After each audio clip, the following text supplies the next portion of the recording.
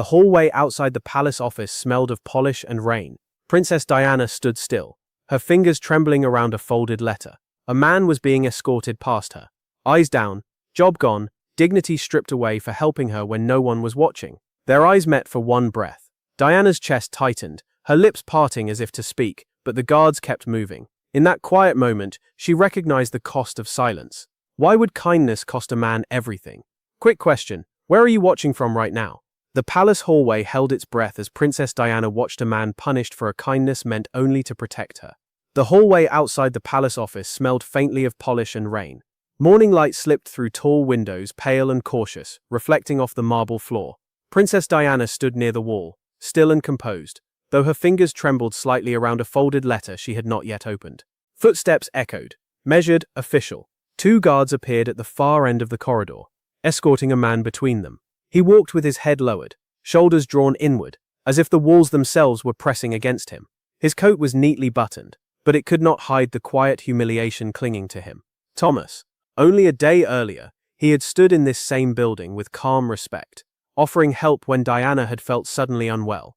No audience, no recognition. He had simply noticed, stepped forward, and protected her privacy when cameras lingered too close.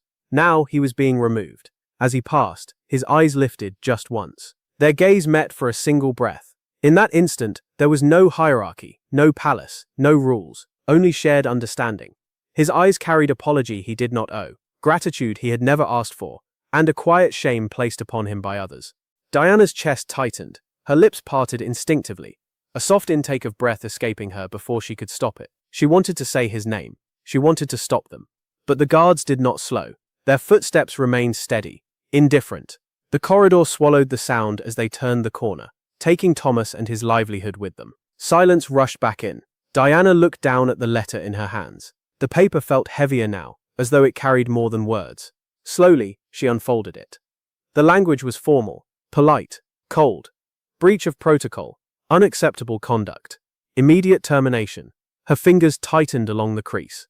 The justification was precise, carefully worded to sound reasonable, yet every sentence felt hollow.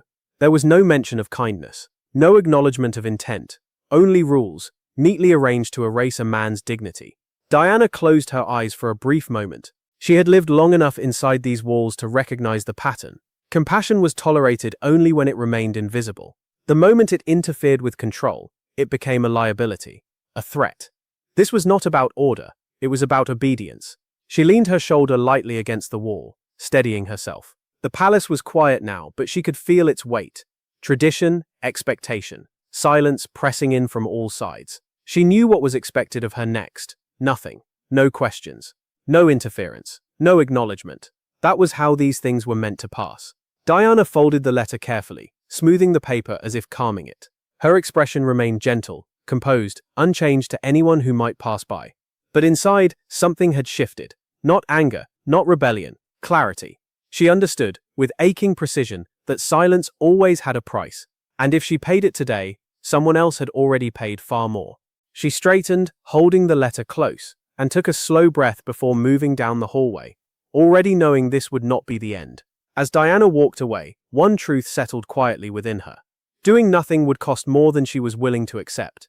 By morning, the palace had moved on, but the consequences followed him all the way home. The rain had not stopped when Thomas stepped off the bus near his small row house. It clung to his coat, darkened the pavement, and soaked through his shoes as if determined to remind him that there was no shelter left. Not from the weather, and not from what had happened. He paused at the gate, keys heavy in his hand.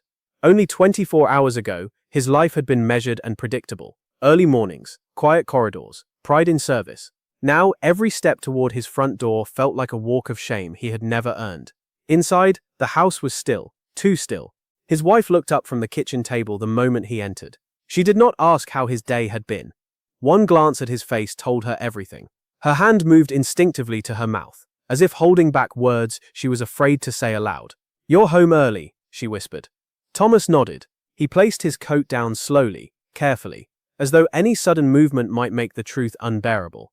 "They let me go," he said. The words sounded unreal in his own ears. Flat, detached, stripped of emotion. His wife's chair scraped against the floor as she stood. She crossed the room and reached for his arm, gripping it tightly. "For what?" she asked. "What did you do?" Thomas shook his head. Nothing, he replied quietly. Then, after a pause, he added, I helped her.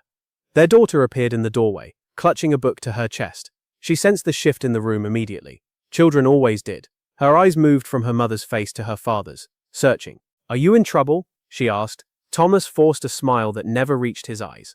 No, love, he said softly. Just a hard day. But the world outside did not share his restraint. By afternoon, whispers traveled faster than truth. A former colleague avoided his gaze at the corner shop. A neighbor hesitated before offering a greeting. Someone murmured the word dismissed, like a verdict passed in secret. Humiliation settled deep, heavier than anger. Across the city, within palace walls that felt colder than usual, Princess Diana learned how far the damage had already spread. A quiet remark from a trusted aide. A glance exchanged in a corridor. Confirmation that Thomas's dismissal had not ended at the gates. It had followed him into his life. Diana stood near a window, watching rain streak down the glass. She imagined him walking home. Imagined the silence waiting inside his house. The questions he would have to answer without ever explaining the truth. Her hand rested lightly against the window pane. This was never meant to happen, she thought. Not like this. She had known consequences would come. But not that they would fall so quickly, so mercilessly, on someone who had acted only out of decency. The punishment felt deliberate. A message. Stay in your place. Do not cross invisible lines. Diana closed her eyes briefly, feeling the familiar ache return. This was the part of the system she hated most. The way it erased people quietly, without noise, without apology. And somewhere deep within her, a question began to form.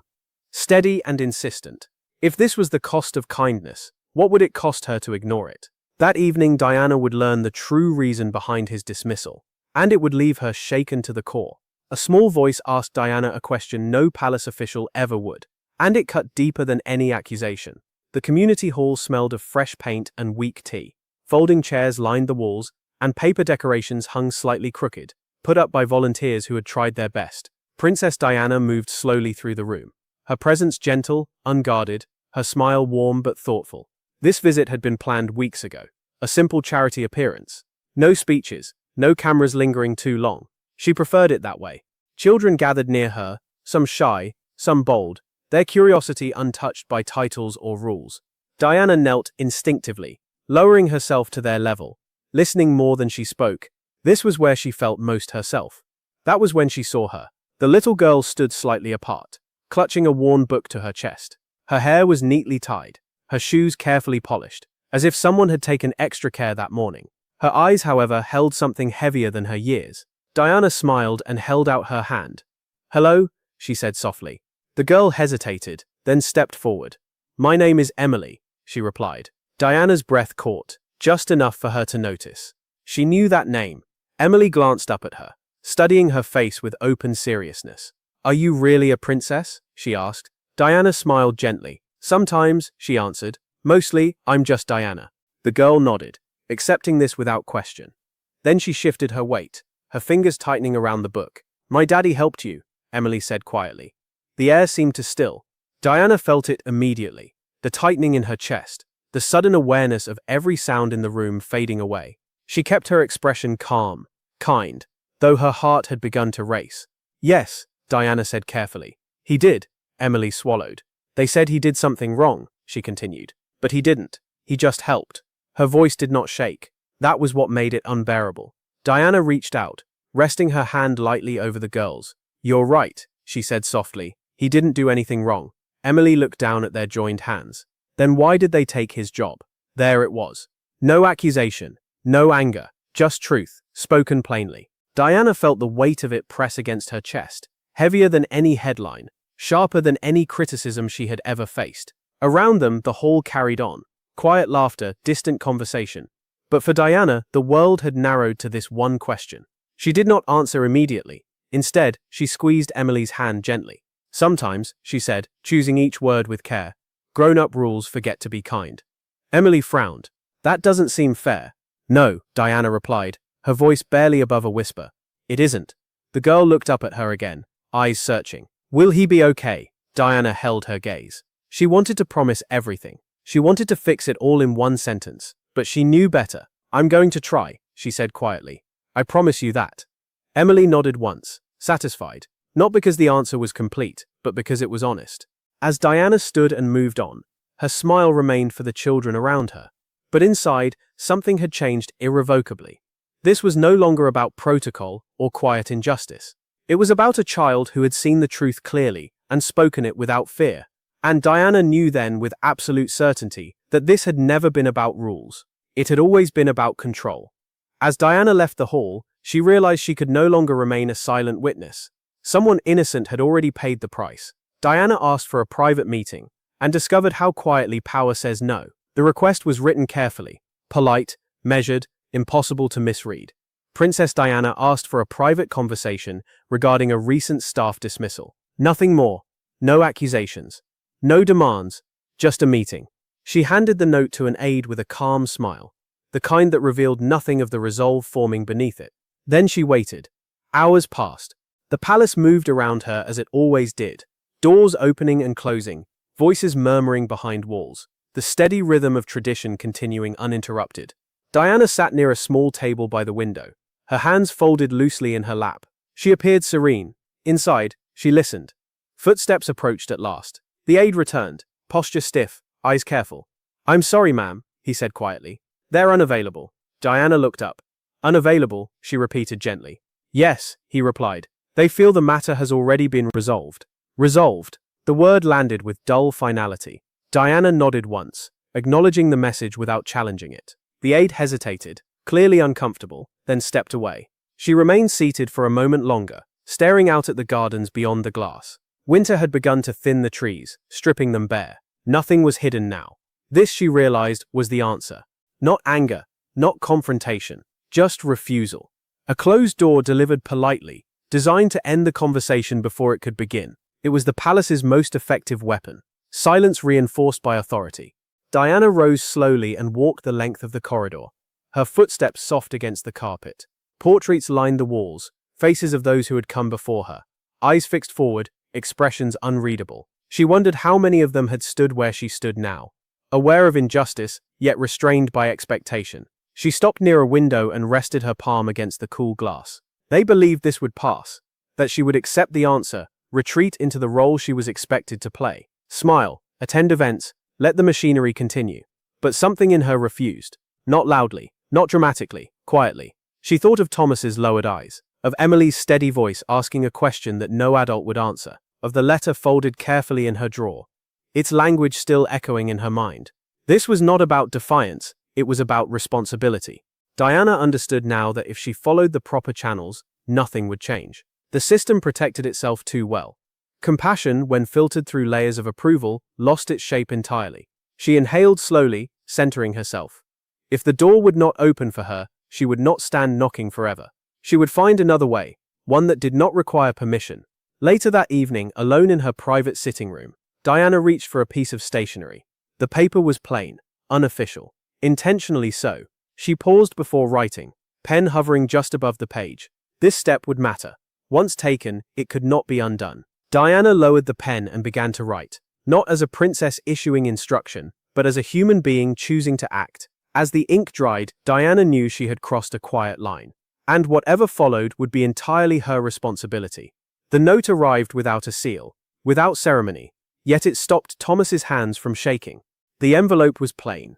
No crest, no return address. Thomas noticed it the moment he stepped inside the house, resting on the small table by the door as if it had always been there. For a moment he simply stared at it, rain still clinging to his coat, the weight of the day pressing down on his shoulders. "Is it another bill?" his wife asked quietly from the kitchen. "I don't know," he replied. He picked it up carefully, almost afraid that opening it would invite another disappointment. His fingers hesitated before tearing the edge. Inside was a single sheet of paper, neat handwriting, calm, unmistakable. He read the first line once. Then again, his breath caught. Across the city, in a quiet sitting room, far removed from his small house, Princess Diana waited. She sat with her hands folded in her lap, posture composed, eyes fixed on nothing in particular. Writing the letter had taken longer than she expected, not because the words were difficult, but because they mattered. She had chosen them with care. Thomas lowered himself into a chair as he read on. There were no apologies written for him to forgive, no grand promises, just acknowledgement. She thanked him for his discretion, his kindness, his humanity. She made it clear she understood the cost he had paid. And then gently she asked if he would be willing to meet. Not as a dismissed staff member, not as a scandal, as a person. His wife watched his expression change, confusion giving way to something fragile and unfamiliar. Hope, who is it? She asked softly. Thomas looked up, eyes glassy. It's her, he said. She knows. The meeting was arranged quietly, away from cameras and corridors. When Thomas entered the small room, Diana rose immediately. There was no distance in her manner, no formality meant to remind him of rank. Thank you for coming, she said, her voice warm but steady. Thank you for writing, he replied, unsure where to place his hands. For a moment neither spoke. The silence was not awkward, just heavy with everything unspoken. I wanted you to hear this directly, Diana said at last. What happened to you was wrong. The words landed with more force than he expected. Thomas swallowed hard. I didn't mean to cause trouble, he said quickly. I know, Diana interrupted gently. That's why this matters. She did not offer him pity. She offered him respect. They spoke quietly, carefully, about his work, his family, the way the dismissal had unfolded. Diana listened without interruption, her expression thoughtful, her hands still. Then Thomas hesitated, as if weighing whether he should continue. There's something else, he said finally. Diana met his eyes. Please, she said, tell me. He exhaled slowly. They didn't fire me just for helping you, he admitted. They needed an example. Diana's jaw tightened almost imperceptibly. An example of what? She asked. Thomas looked down. Of what happens when kindness steps out of line. Diana felt the truth settle heavily between them. What he revealed next would change how far she was willing to go. The explanation Diana heard next stripped away any remaining illusion of fairness inside the palace. The room felt smaller once Thomas spoke again. His shoulders stiffened, as if even remembering the words carried weight. They said it wasn't personal, he continued quietly. That's what made it worse. Diana remained still, her face open, attentive. She did not interrupt. She understood that once people began telling the truth, they needed space to finish. Thomas clasped his hands together. They told me the palace survives on boundaries, that once someone crosses one, even with good intentions, it has to be corrected, publicly. Diana's eyes lowered for a brief moment. Publicly. The word echoed. They said if they didn't act, he went on, others might start thinking compassion mattered more than protocol. A faint, controlled breath escaped Diana. It was not disbelief she felt. It was confirmation. The quiet kind that hurts more. So they made an example of you, she said softly. Thomas nodded. They wanted everyone else to see it, to remember their place. For a moment neither spoke. The silence was heavy, layered with everything Diana had sensed but never heard stated so plainly. She had known the palace was capable of cold decisions. What unsettled her was how calmly they were justified. This wasn't about rules, she said at last. It was about fear.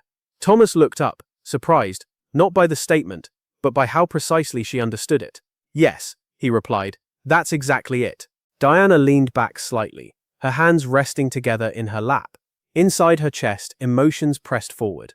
Anger, sorrow, disappointment, but she held them carefully, refusing to let any one of them take control. She thought of how often kindness had been described to her as a weakness, how compassion was tolerated only when it could be managed, framed, controlled. What they did to you, she said slowly, was meant to keep everyone else quiet. Thomas hesitated. Including you, he added. The words landed without accusation. Just honesty. Diana met his gaze. There was no denial in her expression, only resolve. Yes, she said, including me. She stood and walked toward the window, resting her hand against the glass as she had done days earlier.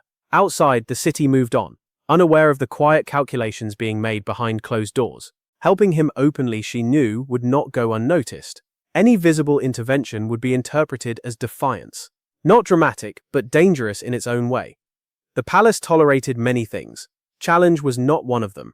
If she pushed too hard, the consequences would not fall on her alone. I won't pretend this is simple, Diana said, turning back to him. Anything I do now will be seen. Thomas shook his head quickly. You've already done enough, he said. I don't want you dragged into this. Diana offered a small, sad smile. I'm already here, she replied. She felt the familiar pull between caution and conscience tighten inside her. For years she had been told when to speak, when to smile, when to stay silent. This moment demanded something else entirely. Not grand gestures, but commitment. She looked at Thomas steadily. If I help you, she said, it won't be loud, but it will be real. Thomas exhaled, relief and worry crossing his face at once. Diana already knew the truth she could no longer avoid. Protecting him would mean exposing herself, and once she stepped forward, there would be no stepping back. As they parted, Diana understood the cost clearly. Standing by him now could quietly cost her everything she had been taught to protect. Instead of stepping back, Diana moved closer, quietly choosing compassion over her own protection. Diana did not announce her decision. She rarely did. The days that followed were careful ones, measured not by public appearances but by what happened behind them. She continued her duties as expected, smiling for cameras, shaking hands, listening with practiced warmth. Nothing in her expression suggested defiance. Yet beneath the surface she was moving. She began with phone calls made late in the evening. Her voice low, her words deliberate. Not orders, requests. Conversations framed around opportunity rather than rescue. She reached out to people she trusted beyond the palace. Individuals who valued integrity more than proximity to power. Thomas, meanwhile, waited without expectation. He spent his mornings searching for work, his afternoons reassuring his family that something would come. The dignity he had lost at the palace, he tried to preserve at home. One afternoon, his phone rang. The voice on the other end was unfamiliar, professional. An organization had received his name. They were impressed by his record. Would he be willing to meet? Thomas sat down slowly, gripping the edge of the table. Yes, he said, almost afraid the word might disappear if he spoke too loudly. Across the city, Diana listened as an aide relayed the message. She nodded once, relief flickering briefly across her face, before settling back into calm resolve. This was how she intended to help. Not by restoring what had been taken, but by opening something new. They met again weeks later. This time Thomas's posture was different, straighter, not healed but hopeful. I don't know how to thank you, he said quietly. Diana shook her head. You don't owe me gratitude, she replied. You earned this. For a moment the weight between them lifted. Not entirely, but enough. But quiet actions rarely remain invisible for long. A subtle shift followed. Conversations paused when Diana entered rooms. Glances lingered. An aide hesitated before delivering messages, as if weighing what might now be safe to say. Someone had noticed. That evening Diana stood alone in her dressing room, removing her jewelry slowly. She studied her reflection, searching for doubt. She found none, only awareness. Helping Thomas had not felt dangerous. Being seen doing it would. She understood now that compassion, when practiced consistently, became unmistakable.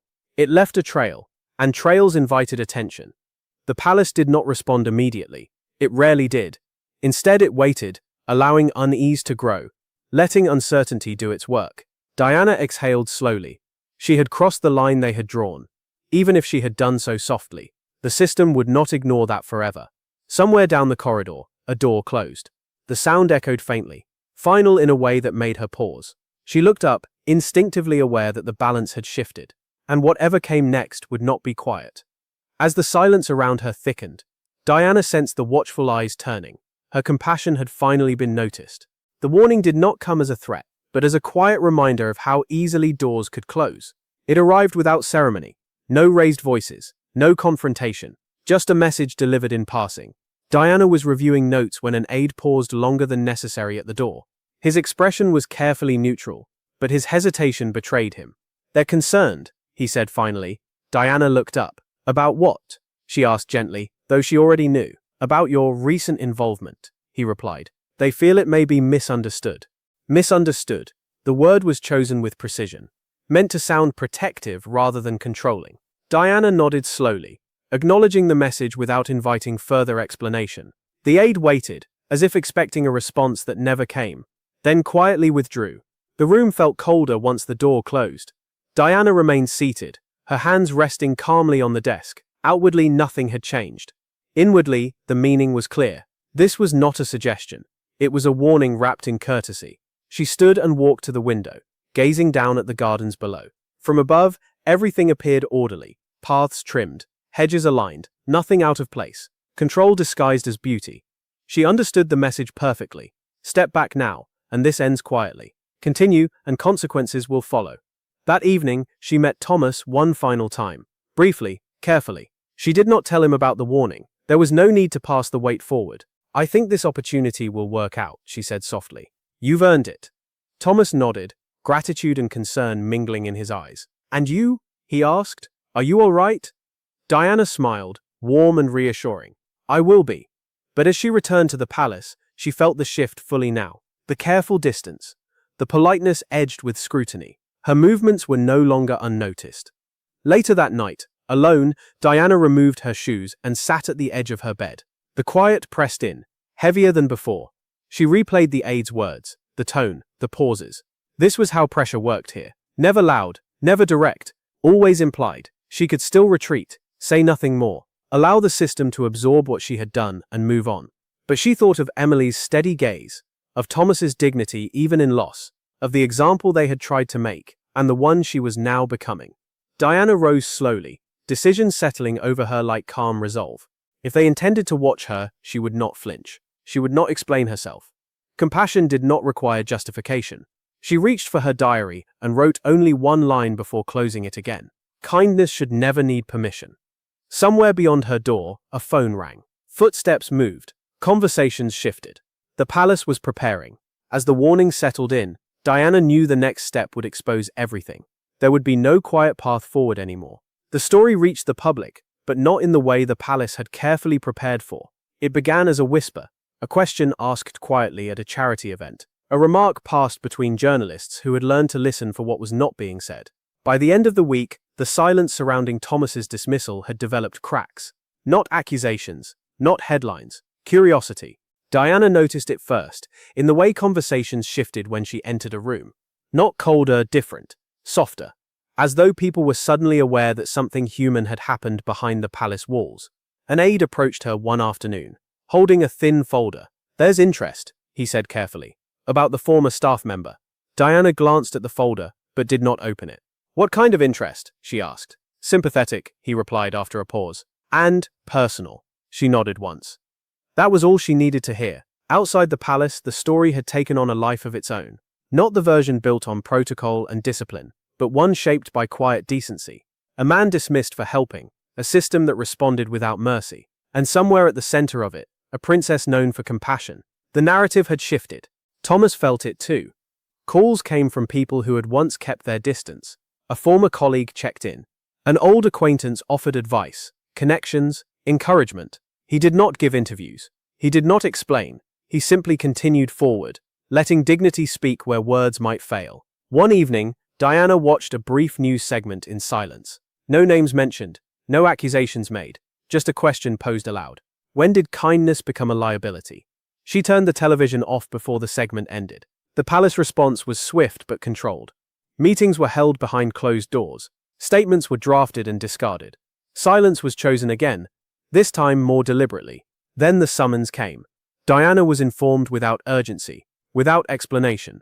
A request, no, an expectation, that she attend a private meeting the following morning. The message was delivered politely, but the implication was unmistakable. This would not be a discussion. That night, Diana stood alone by her window. The city lights distant and unfocused. She felt no panic, no fear, only a steady awareness of what she had set in motion.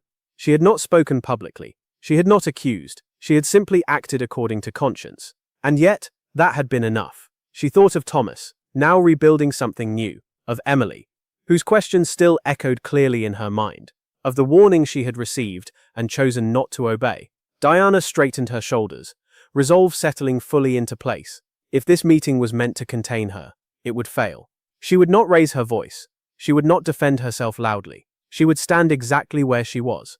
As dawn approached, Diana knew the next room she entered would decide how far compassion was truly allowed to go. Diana entered the room without advisors, without notes, only the quiet certainty of her own conscience. The room was formal in every detail.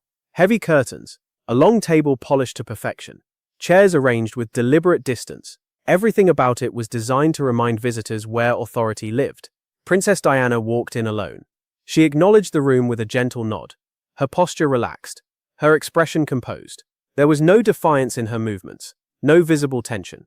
If anything, her calm unsettled those waiting for her more than anger ever could. She was invited to sit. She did. The conversation began politely, as these things always did. Carefully chosen words, neutral tones, references to optics, precedent, and institutional responsibility. Diana listened without interruption, her hands resting loosely in her lap. At last she was addressed directly. "It has come to our attention," one voice said evenly, "that certain actions taken recently may be perceived as personal."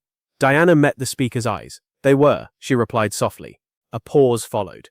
Not expected. This situation, another added, required boundaries, consistency. Yes, Diana agreed. But consistency without humanity becomes something else. The room shifted. Chairs adjusted. Pens stopped moving. She did not raise her voice. She did not accuse. She simply spoke the truth as she saw it. A man acted with decency, Diana continued. He was punished for it, quietly, completely. That is not order. It is fear. The word hung in the air. She could feel the tension now, thickening. This was not how these meetings were meant to go. She was supposed to reassure, to soften, to retreat. Instead, she leaned forward slightly. I did not seek attention, she said. I did not challenge authority publicly. I helped someone who was hurt. One of them cleared his throat. Your involvement complicates matters. Diana offered a small, sad smile. So does ignoring them. Silence followed. Long, measured. They spoke then of consequences. Not explicitly. Never explicitly. The suggestion of limits. The reminder of roles. The implication that her influence was not without conditions. Diana listened. She always did. When it was over, she stood calmly. There were no raised voices, no resolution announced. Only an understanding reached without words. As she turned to leave, one final comment followed her. This cannot continue. Diana paused at the door. She did not turn around. It already has, she said quietly. Outside, the corridor felt brighter than before. Not because anything had changed, but because she had. She walked on without hesitation, knowing full well what she had done. The choice had been made, not in anger, not in rebellion, but in truth. As the door closed behind her, Diana understood the balance had shifted, and the answer she received next would shape everything that followed. The answer did not arrive in words. It arrived in the space where support should have been. The days that followed passed without comment. No calls, no acknowledgements, no reassurance. The palace returned to its rhythm with practiced ease, as though the meeting had never taken place. Schedules continued. Invitations arrived. Smiles were exchanged. On the surface, nothing had changed. Diana noticed everything. It was in the way certain doors took longer to open, in how conversations paused when she approached, then resumed with careful politeness, in the subtle redirection of requests that once would have been answered without delay. This was the answer. Not punishment, not confrontation, withdrawal. Diana accepted it quietly. She had not expected gratitude. She had not even expected fairness, but she felt the distance nonetheless. A reminder that compassion carried a cost the palace preferred not to pay. One afternoon she received a short note. Not official, not personal. Your concerns have been noted. That was all. She folded the paper once and set it aside. There was no anger in her expression, only understanding. This was how the institution protected itself, by absorbing dissent and leaving the dissenter isolated. That evening, instead of retreating inward, Diana did something characteristically unexpected. She asked about Thomas. The aide hesitated. He's doing well, he said finally. He's been offered a position, outside the palace. Diana exhaled slowly, relief softening her features. I'm glad, she said. Please let him know I wish him well. There was no triumph in her voice, only quiet satisfaction that one life, at least, had not been broken beyond repair. Later, alone in her sitting room, Diana sat with her thoughts. The silence no longer felt threatening. It felt settled, like the calm after a decision fully made. She had not changed the system. She knew that. But she had refused to let it erase someone without consequence. A knock came at the door. Soft, careful. An aide stepped in, holding a sealed envelope. This arrived for you, he said. Diana took it, surprised by its unfamiliar weight. The handwriting on the front was careful, respectful. She opened it slowly. Inside was a brief note, written plainly. Honestly, it thanked her, not as a princess, but as a person. It spoke of relief, of restored dignity, of a daughter who slept better at night, knowing her father had not been forgotten. Diana closed her eyes for a moment, emotion rising quietly in her chest. This, she realized, was the part that mattered. Not approval, not position, but knowing that when she had been tested, she had chosen to be human first. She placed the letter beside her diary and stood, looking out once more at the city beyond the palace walls. The world was larger than this place, and her influence, she knew now, reached further than she had been taught to believe. As Diana set the letter down, she sensed this story was not finished. Time would bring one more turn she could not yet see. The future Diana had protected quietly began to unfold, far from the palace, yet shaped by her hand. The letter arrived months later, long after the tension had faded into routine. It was not forwarded through aides or announced in advance. It came simply, placed among correspondence that carried no expectation. Diana recognized the handwriting immediately. Careful, grateful, steady. She opened it slowly. Thomas wrote of his new work. How different it felt to walk into a place where kindness was not treated as weakness. He described the modest office, the unfamiliar routines, the sense of dignity returning piece by piece. He did not exaggerate. He did not complain. He thanked her, not for saving him, but for seeing him. Diana read the letter twice, her expressions softening with each line. What struck her most was not the success he described, but the peace beneath his words, a life no longer defined by punishment. She folded the letter gently and placed it beside the others she kept privately, the ones that never reached the public eye. That afternoon, she attended a small engagement outside the city. No cameras, no speeches, just conversation. As she moved through the room, a familiar voice stopped her. "Excuse me," she turned. Thomas stood a few steps away, looking older somehow but stronger. Beside him was Emily, her hair longer now, her posture confident. The girl smiled the moment she recognized Diana. "You kept your promise," Emily said simply. Diana knelt without thinking, her eyes level with the child's. "So did you," she replied gently. Thomas spoke then, his voice steady. "I wanted you to know," he said. "We're doing well, truly." Diana nodded, emotion rising quietly, but never overflowing. This, she realized, was the meeting that mattered. Not staged, not symbolic, just real. As they parted, she watched them leave together. A family no longer bent beneath quiet disgrace. She felt no need to follow. Their path was their own now. Later that evening, Diana reflected alone. The palace had not changed. She knew that. Structures rarely did, because of one act. But lives, individual lives, could shift entirely when someone refused to look away. She had learned something enduring through this experience. Influence did not always announce itself. Sometimes it moved unseen, shaping outcomes long after attention moved elsewhere. As she closed her diary for the night, a thought settled calmly within her. Power demanded obedience, but compassion created direction.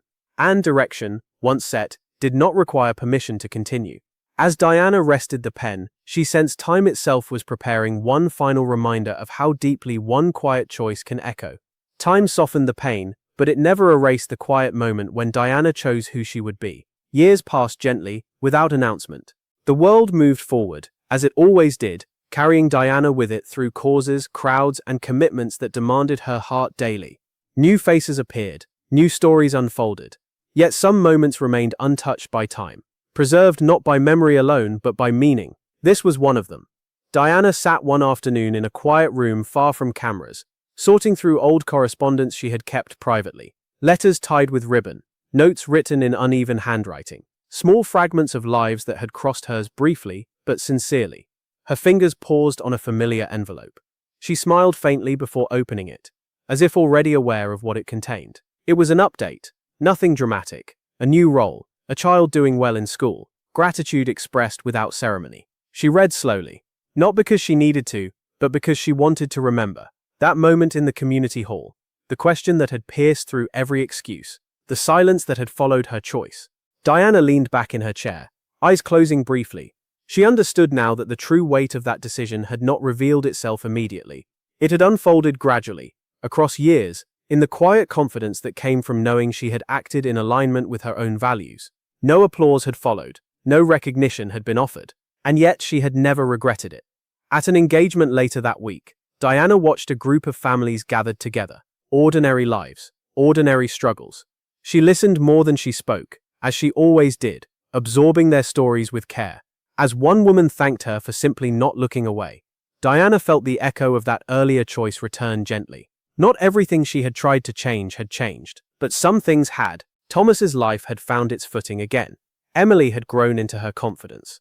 And Diana herself had learned something quietly profound, that her role was not to preserve comfort, but to protect dignity wherever she could. That evening, she wrote a single line in her diary. Do not underestimate the reach of one kind decision. She closed the book and sat for a moment longer, hands resting calmly in her lap. There were days she felt tired. Days the weight of expectation pressed heavy against her chest. But when those moments came, she returned to memories like this, not as burdens but as proof. Proof that she had not been powerless. Proof that compassion was not naive. Outside, the city lights flickered on as dusk settled. Diana stood and walked toward the window, watching life continue in countless directions, each shaped by choices unseen. Somewhere she knew a life continued forward because she had once chosen not to remain silent. And that knowledge stayed with her. Steady, grounding, unshakable. As Diana turned from the window, she sensed one final meeting awaited. A moment where the past would return, gently but unmistakably. Long after the consequences faded, the meaning of her choice remained unchanged, unchallenged, and quietly powerful. The invitation arrived without fanfare, slipped between engagements that demanded far more attention. Diana almost overlooked it at first, a modest event held away from the usual circles of influence. No press list, no speeches prepared. She chose to attend anyway. The venue was simple: warm lighting, unpolished floors, the kind of place where people gathered for reasons that had nothing to do with status. Diana entered without ceremony, her presence gentle rather than commanding. She noticed him almost immediately. Thomas stood near the back of the room, speaking with quiet confidence to a small group. There was no trace left of the man who once walked home under the weight of disgrace. His posture was open, his voice steady. Beside him, Emily laughed softly, no longer clutching the world so tightly. Diana did not approach at once. She watched instead. This, she realized, was the true measure of change.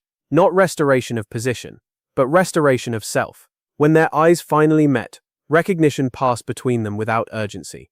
Thomas nodded respectfully. Diana returned the gesture with a gentle smile. Later, when the moment allowed, they stood together briefly. "We're grateful," Thomas said simply. Not reverent, not indebted, just honest. Diana shook her head. "You did the hard part," she replied. "You kept your dignity." Emily stepped forward then, taller now, sure of herself. "I still remember what you told me," she said. "That rules should be kind." Diana felt her chest tighten, not with sadness but with something warmer. "I'm glad you remembered," she said. They spoke of ordinary things: work, school, plans for the future, nothing that would ever make headlines, and that felt exactly right. As the evening drew on, Diana stepped outside for a moment alone. The night air was cool, steadying. She reflected not on what she had risked, but on what had been gained. She had not won an argument. She had not reformed an institution, but she had protected one family from being erased. That, she knew, was enough. As she prepared to leave, Diana glanced back once more. Thomas and Emily stood together, surrounded by people who valued them for who they were, not what they represented. The story no longer needed her. She walked away with a lightness she rarely allowed herself to feel, content in the knowledge that some acts of compassion required no audience to be complete. As Diana stepped into the night, she sensed the final chapter would not be about endings, but about the quiet echo of what remained. Years later, a quiet reunion revealed what power never could: the lasting shape of one compassionate choice. Time had a way of softening the sharpest memories without erasing their meaning. Diana stood near the edge of a small garden during a private gathering, the afternoon light resting gently on her shoulders. The event was modest, intentionally so. No cameras, no formal announcements, just people gathered for a cause that mattered quietly. She sensed him before she saw him. Thomas approached without hesitation. Confidence settled naturally into his stride. He looked well, not elevated, not diminished, simply whole. Emily walked beside him, now nearly grown, her presence calm, assured, unafraid. They stopped a respectful distance away. "Hello, Diana," Thomas said. She smiled warmly. "It's good to see you." For a moment, none of them spoke. They did not need to. The space between them was filled with memory. Not heavy, not painful, but complete. Emily broke the silence. "I wanted to thank you," she said, her voice steady, "for showing me that kindness doesn't disappear, even when it costs something." Diana felt emotion rise, quiet but strong. She reached out and placed her hand gently over Emily's. "You were brave long before I was," she replied. They spoke briefly, simply, of lives lived forward, of work that mattered, of ordinary joys that never reached newspapers but shaped everything that did. Thomas hesitated, then added, "You never asked for anything in return." Diana shook her head. "That's because it wasn't a favor," she said. "It was a choice."